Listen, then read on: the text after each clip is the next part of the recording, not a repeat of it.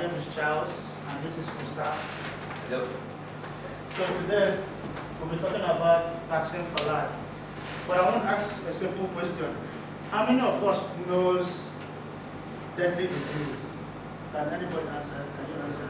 Any deadly disease you know? Okay. Doctor, can you answer any deadly disease you know? Okay. So some deadly diseases are HIV, cancer, but actually I'm terrified of flu because it's more deadly than anything I've seen. So let's go straight to look at this beautiful young lady over here. This is Scarlett. She's 5. She likes sports, but if we check her status now in the world, she's dead. Why is she dead? Because she died of measles. So now brings me to what we're going to be talking about. There are specific purposes for this, which is immunization, which is vaccine, which does more good than harm. But assuming this young lady had been immunized or had been vaccinated as a little girl, she wouldn't have been dead. She would have had a lot of things to do because she likes sports already. Now it gets more real. Let us break it down. This is Yasin. He likes football, but he died at the age of 7. Actually, this is the cousin of Mustaf, and this is why we are doing this, because we have researched, we have looked at it. A lot of people are not doing immunization today, and a lot of countless deaths has been on and on because of no child is vaccinated. So now you should ask yourself this question. How many of you here have been vaccinated? How many of your friends and family are vaccinated?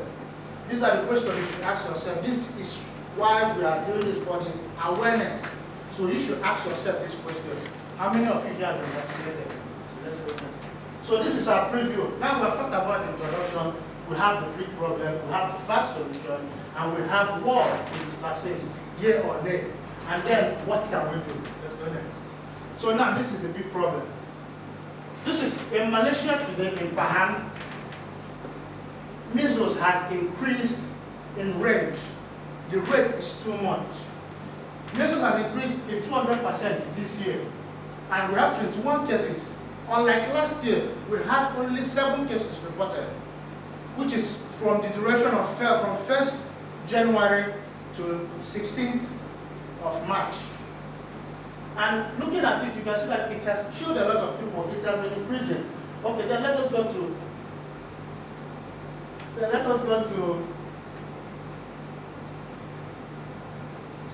rubella. This is rubella disease, which it creates red spots on your body. And the level has been increasing. It increased in 2017, the level increased 116. But previous years, it has been 68 level. But you can see that it increased by 70%. So which made it more deadly than ever. So parents refusing for immunization has been tripled. So let us look at this. In Pahang, in Malaysia as a whole, some parents have said no to immunization, maybe because they are afraid. But thereby they are endangering their kids. From 2016 to 2019 now, it has already tripled. A lot of people has died because of not vaccinating their child. And let us see, in this state, Kedah, the health director, Hazin Nuralin, has pointed out Kedah as one of the states where no child has been vaccinated. More like mostly, not really that no child has been vaccinated, but mostly everybody there has not been vaccinated. Thereby, it has caused so many deaths. Look, doctors shouldn't be calling for immunization or for kids to be vaccinated. This is something that every child should do. Thereby, every child doing this, the child's life will be prolonged. There won't be like issues of measles, flu, or children dying through that. It should just be at least little illnesses. So there are 6 measles deaths recorded this year. And it's piling up. From year to year, it's piling up because no one is vaccinated. And 19 of these 22 deaths are from whooping cough. Whooping cough is supposed to be a little illness for children just to pass through. Maybe they have cold or anything. So now we are going to the fact solution. And I'm going to call on my co-host, who is Mustaf, to come and take over. Thank you. So hi everyone, my name is Mustaf. So thank you so much, Charles. So I think everyone can understand from what Charles said that there's a strong need to vaccinate and get rid of these vaccinable diseases. But the solution seems simple. It's like, okay, there's low rates of immunization, let's increase immunizations. There's high rates of measles, let's decrease the measles. But how do we actually implement proper guidelines, proper activities, proper actions for this to happen? That's what I need to talk about. But I think everyone is focused too much on the, okay, so everyone's too focused on the fat part of my solution. So I don't mean fat, or like Charles fat. I mean, fat means factual, attractive, and tangible solution. Because a lot of people have solutions. We want a solution that can be used by everyone. By you, by you, by you. Okay, so let's move on. So a lot of people have reasons why vaccines aren't being used or why immunizations are so low. People who are anti-vaccines will be like, if I use vaccines, my child will get autism. People who are pro-vaccines will say things like, oh, I don't have access, it's too expensive. Like, I don't know, our brother from Bangladesh, I'm guessing vaccination is not free in your country, right? It's not free. So there's a lot of cases like this around the world as well. There are multiple reasons that you can think of, but they all drive down to one big factor, which is health communication. Health communication is the way that specialists and doctors communicate the facts, the needs, and the policies to the government, to communities, and individuals like us. So the main way, or the main way to pave proper immunization is to improve health communication. So how can we improve health communication? So after doing proper research, we have determined 3 simple ways that anyone can implement and improve health communication, whether you're Charles, or you guys, or anyone at all. So next slide.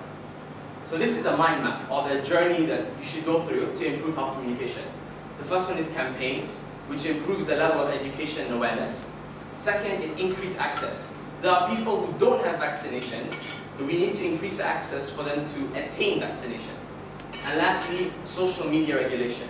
This is how we make sure that those people are being fed fake information, get the information they really need so that they become pro-vaccination, become pro-vaccinators. So these are my solutions, but why should we take these solutions? Let's take a deeper look. So campaigns. Why are campaigns so effective? A lot of people have told me that, especially back at home, that campaigns are old school, a lot of people are doing them and they have no impact. I believe that if campaigns are used correctly though, that it can really create a strong impact. But the most important thing needs to be, who are you targeting? What is your content? Are you being aggressive or are you trying to understand people's situation? And lastly, are you trying to get the youngsters of this generation to vaccinate? Or are you trying to convince those extreme anti-vaccinators who want no vaccination? Most important thing that the campaigns do is they provide an education and they explain why vaccinations are needed. And they explain what they are, why we need them, and the most important part, the pros and how they outweigh the cons. Like I mentioned, campaigns need to be targeted towards the younger generation, because the younger generation are the ones who can change the cycle and ensure that people get the vaccination that they need. For example, my grandparents were anti-vaccination, but after my mother went to a few courses in London and she really understood the purpose of vaccination, I was lucky to get vaccinated. But my cousin wasn't that lucky and he died from measles. So that's why it's pivotal that we focus on the generation now and explain to them, because a lot of them can be turned. And I know you're thinking, okay Mustaf, you're one person from London, how about Malaysia? Okay, let's talk about India, or South India to be more specific. Just a small community, 2 to 3 schools in South India, according to an article from eLife, they were able to vaccinate more than 10,000 kids, and in a way saved their lives thanks to vaccination. So it can be seen that campaigns really have an impact and can help to actually improve the rate of vaccination. So secondly, access. Again, I know what you're thinking. A lot of people, my friends that I discussed this with, told me, wait, we do have access to vaccination in Malaysia. Anyone can get vaccinated. But that's not always 100% the case. There's a policy that those who are not registered or technically born in government universities don't get the same, you can say, special treatment that other people do when getting vaccinations.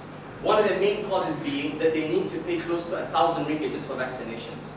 There was one case of a lady who came from a village area, Miss Hanisa, if not mistaken, mentioned after she was told why vaccination would be good for her kids, she had to decline because she didn't have enough money. So in order to gain the access that people need on a local scale, they should be told to register in government universities, not government universities, government hospitals, or government clinics should be provided in rural areas so that they have access. We can't expect them to come and shift their life to the urban area just so they can get vaccinated. So again, I know you're thinking, okay, again, if we give access, is there any choice that they'll get vaccinated?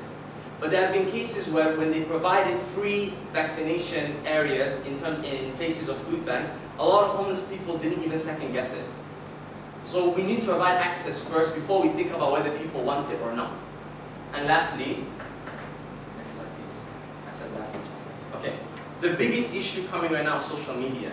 In the past, if I had an opinion, I would just tell Charles and Charles would keep quiet. But now if I tell Charles my opinion, he can tell the whole world. He can tell Darren, he can tell our brother here, he can tell everyone what he thinks. Don't smack your face, you have a lot of opinions, I've seen your social media. Okay, so, social media is a very big problem because nowadays we believe what we see. As long as it's an article, www.thestar, www. Some news article, the front page looks nice, people will believe what they see. And I know one of the great things about Malaysia is that now they're trying to cut down on fake news. But the problem is here, it's not that the news is fake, it's just that the news is inaccurate. The article is real, people are saying it's not fake news, but the information they're giving is not scientifically accurate. And that's what we need to break down on and make stronger regulations on. So people like Charles doesn't tell you that eating burgers will make you help lose weight. Okay. Okay. Oh yeah, can you go back to the slide? So I know you're thinking again, okay, Mustaf, this is your opinion. There's no way that this is real or that, this is really going to help people, but it does. In Italy, they did a survey where they created a mathematical model, and they found out that by stripping down fake news and giving people accurate information, increased the rate of vaccination by 10%, which is a lot. Moving on. Okay, so a lot of people now are saying, okay, Mustaf, you're just talking about why vaccinations are great. Vaccinations are bad, they kill people, they do this, that's negative, you need to be balanced. So I've prepared some counter-arguments for that. So a lot of people have mentioned to me, okay, the very biggest problem, okay, vaccinations cause disease. Vaccinations cause outbreaks. Vaccinations will hurt you because you're injecting pathogens into your body. But that's not the case. This case about vaccination causing autism and killing people is actually based on an old fallacy that was developed on 1980s data. Like for example, brother, you eat bread, right? You've eaten bread before, right? Maybe you eat it twice, 3 times a day. If I say that you eat bread and that makes you come to class, because you eat bread, you come to class, therefore if students eat bread, they will come to class. Does that make sense? No, right? It's the same logic that was used in the study. The kids were dying because they had genetic mutation, but because they were given vaccination and they died at the same time, people thought that vaccines would kill kids. But the problem is, you know how we humans are. We can't get rid of trends. This has been trending even though people don't want to do a proper background check on it. So that's the first fallacy. They don't actually cause very serious diseases or deaths. Yes, there are side effects, but everything has side effects. Even paracetamol has side effects. If you have a headache, you haven't done your assignment, and you need to sleep overnight, everyone will take paracetamol, right? Okay, the second big issue. Malaysia doesn't really have a lot of measles outbreaks and rubella and all these vaccinable diseases. As you mentioned, my friend only mentioned 112 cases, but Malaysia's population is close in the 10s, 20 of millions. So why is this important? People will be like, okay, this is almost eradicated in Malaysia, so why should we take vaccination? There's 2 cases. First, do you know that a lot of the income that Malaysia brings is from tourism? And that these people from outside can easily bring in these diseases to the Malaysian people. So in order to vaccinate and protect ourselves from travelers and outsiders, we need to take vaccinations. I know you're thinking, okay, maybe this one outsider will infect one another person. But do you know measles is extremely contagious? There was a California incident where one person had measles, and within months, the spread went to thousands and thousands of people. So it's extremely contagious. Secondly, there are people that can't take vaccinations. Vaccine isn't a miracle drug. Those with very low immunities, such as old people, low infants, and those who have diseases such as HIV and cancer can't take vaccinations. So they rely on us to be healthy so we don't make them sick. That is a concept of herd community. And there are multiple other concerns that people have. And if you guys want to know more about it, you guys can visit the World Health Organization's website, where they give 6 different concerns. But I thought these 2 are the most appropriate for the Malaysian community. Okay, next. So now that we've talked about, okay, the problem and the solution, is it worth bringing vaccination into this world? Is it worth a world where everyone is vaccinated? So let's take a look at what the world would look like if it's vaccinated and if it's not vaccinated. Okay, so these are just parallels to each other. So if you see here, okay, I won't get in the way, my bad. Oh, I was a bit shorter than that. Okay, so reduction in diseases can be done thanks to vaccination. That's the yes. And also reduction in costs.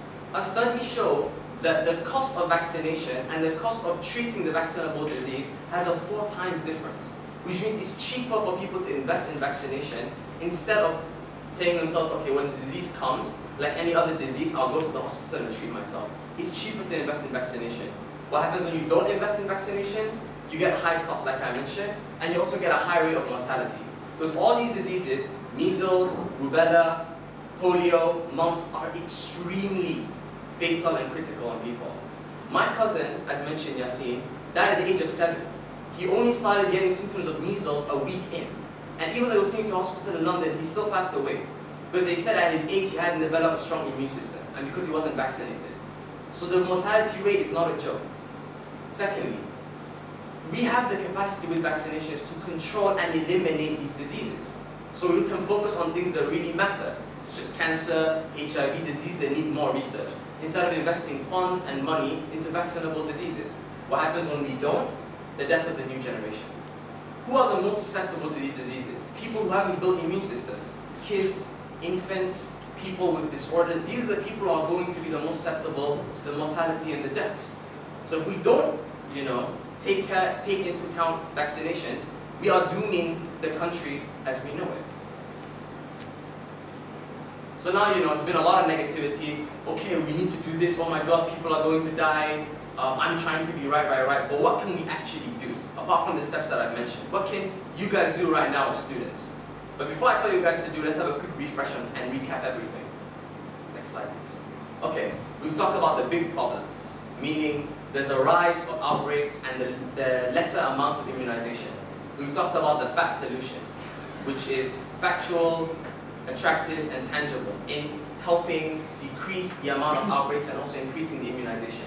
We've talked about our world with vaccines and how it's very feasible and at the same time quite important. And lastly, I also mentioned the counter arguments in which you see it's about the myths and the fallacies. So what can you do as students? First of all, if you're not vaccinated, get vaccinated. That's the first biggest step. Because before you can save other people, try to save yourself. I'm not sure everyone here has everyone here been vaccinated? Fantastic. Do you know if you've taken every single form of vaccination? Do you know how many types of vaccinations there are? And what you're actually being vaccinated for? You can actually check with your hospital to find out about this information, whether you've been vaccinated for the main vaccinable diseases. Most of the time it's for DPH, measles, and rubella. But there are other ones also, such as mumps and polio. So you guys can check as well. Okay, if you're vaccinated, fantastic. What else can you do? Secondly, crack down on fake news. If you have family or friends that are saying negative information that's not scientifically accurate, that they're saying something that's not accurate, they're posting something on social media that's not accurate, report them. I know, okay, they'll be like, why should I report my family? This is a matter of life and death. And if you report your family's post, worst case scenario is they won't invite you to the next Hari Raya or Chinese New Year celebration. Okay. Secondly, if you have any friends or any family or anyone in your social or family circle that doesn't believe in vaccination, try to convince them to vaccinate to the best of your ability. Like I said, my mom, it only took one course. It wasn't a family member. She came from a completely different culture. And yet somehow when she was given the facts, she chose to vaccinate. And unlike my cousin, I'm lucky to be standing here today. So I'd like to end just on one simple thing. This baffles me a lot. This problem has baffled me a lot, and I'm surprised that we haven't solved it until now. Because vaccination is a super simple solution to an extremely complex problem. Thank you so much.